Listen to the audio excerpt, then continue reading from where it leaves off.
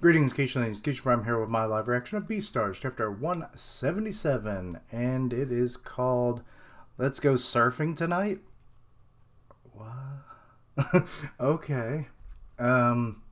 Picking up the pieces of himself, and we got Legosi here, and he's got like, are those scales? What is that in his hands as he's in the water? Yeah, he got a power up. He he regrew his teeth, so he has a high regenerative factor, like many reptiles. Likely he might very well get venom of his own, but maybe not. Who's to say? But, yeah. Anyway, unexpected fang regrowth. He's, like, inspecting his teeth. My fangs actually regrew. These are definitely mine. They're rooted in my gums. I mean, of course, you took out the false teeth. And, but whatever. Okay. There's the Dokugumi. Is this how my body reacts to Komodo dragon venom? So my venom doesn't have any effect on you. Doesn't matter. The very reason we cover our mouths is because our venom is a very serious matter. Oh, so he thinks he can just take on Legosi without his venom. I mean, it's not having an effect on him, obviously, but, like, why do you think, if you couldn't defeat him before, why do you think you can do anything now? But, stupid gangsters be stupid sometimes, Our venom is sacred. We don't need it to prove the Dokugumi is the strongest gang. Okay. Oh, we have a versus double spread. Love it. Let's see here. Oh, wait, he's the... What? He's the boss? Look, he's already fighting a gang boss.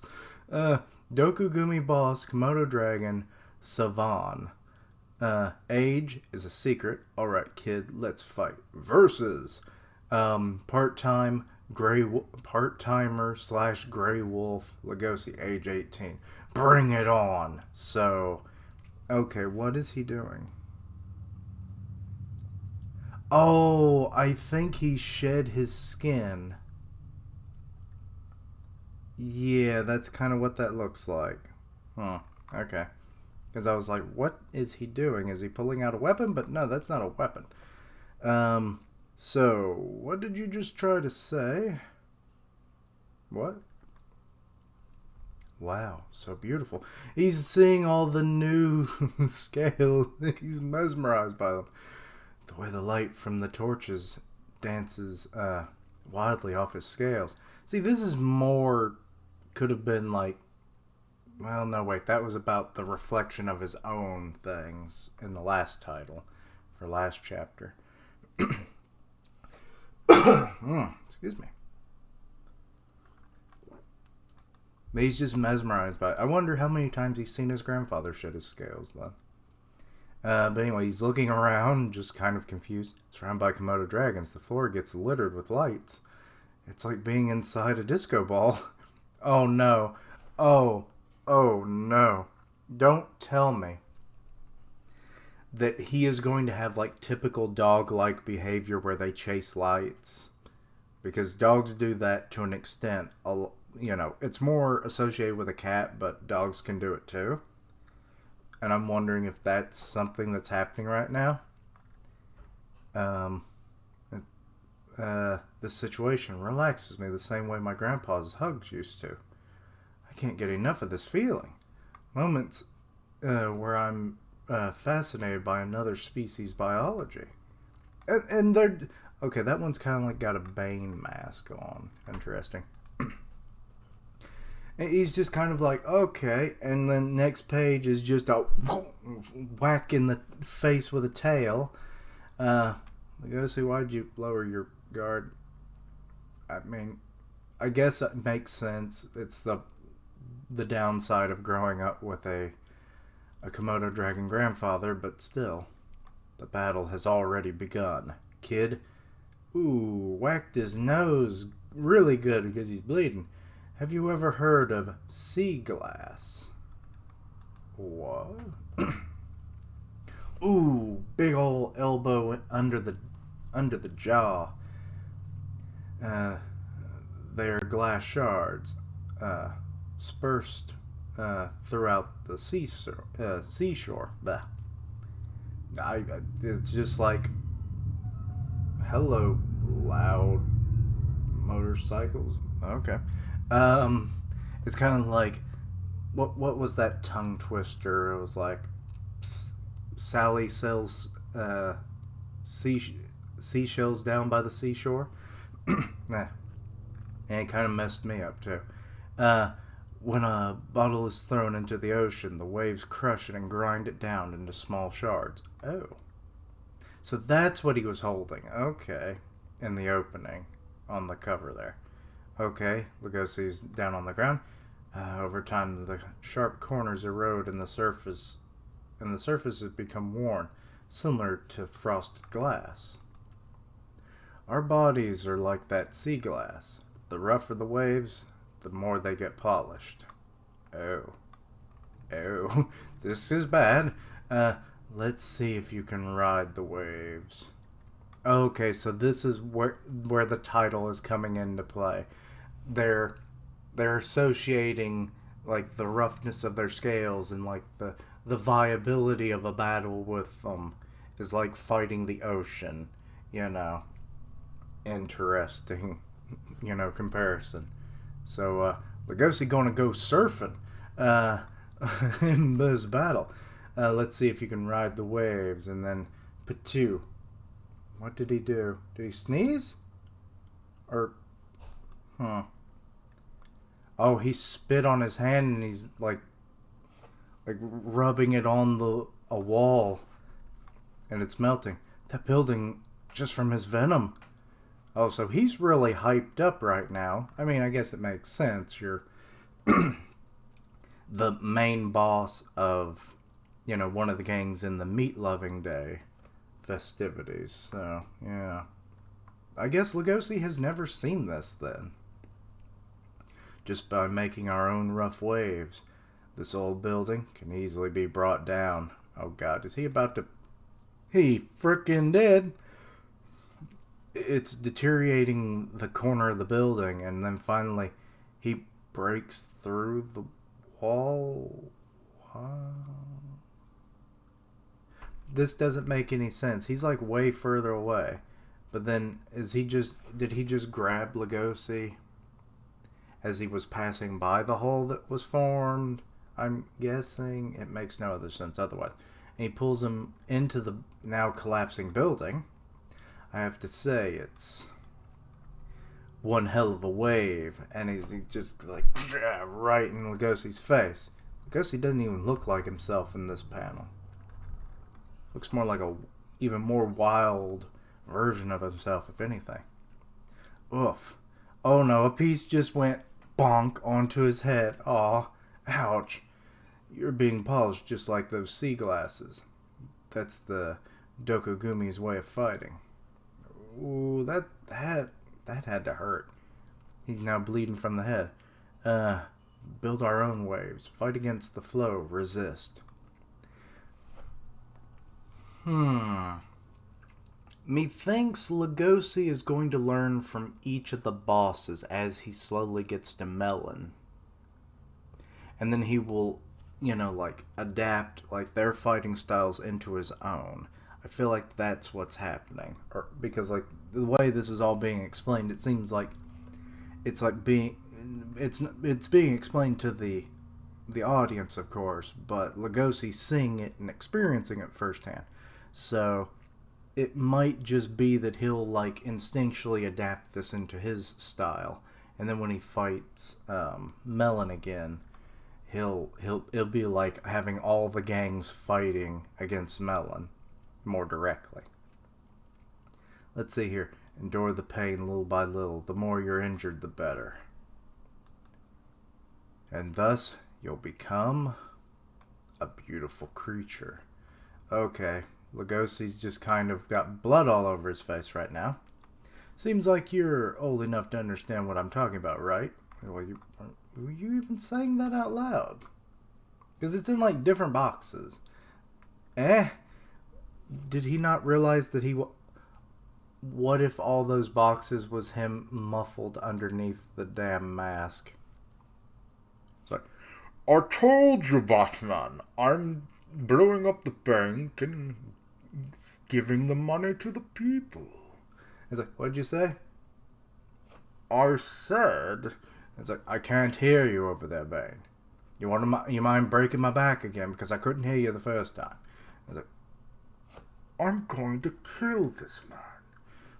Didn't hear that either. But anyway, I'm wondering if that's what's going on. And I just fogged up my glasses. Anyway, we'll carry on. Okay, now he's just punched Legosi in the face. Or the building's falling. Maybe I think the Dokugumi's values are similar to mine. I endure a lot of injuries. Sure, I don't have any scales to polish, but... No, I'm not just talking about tenacity. Did you forget Komodo dragons are reptiles? What is he doing with his tail? Is he... Oh, no. Don't tell me he's going to rip off his own tail and use it as a weapon. It's one thing to endure your injuries. Also, Ice Maker in the background. A lot of noises this chapter. It's one thing to endure your injuries, but that doesn't matter if you can't heal yourself. Oh, he snapped his tail. Yeah, he just kind of snapped the tip of it off. Just the tip. Because he's shocked by this. This is the first time you've seen a reptile snap off their tail? The end has a mind of its own. Yeah, it's just kind of... It's still moving for a time, anyway. Here, take this as a message from the Dokugumi. And he just kind of tosses it over to Legosi. And he's freaking out. What? Huh? Message? Oh, is it a message because it's like, this is you? And then it'll slowly stop wagging, and then it'll just, and then it'll stop. And it's like, this will be you in a minute. And it's like, oh. It won't stop squirming. What is this message about? Don't easily trust the animals in the back alley market. Oh no, this is a distraction. Holy shit, there's a bomb on it. Beep, beep, beep, beep, beep.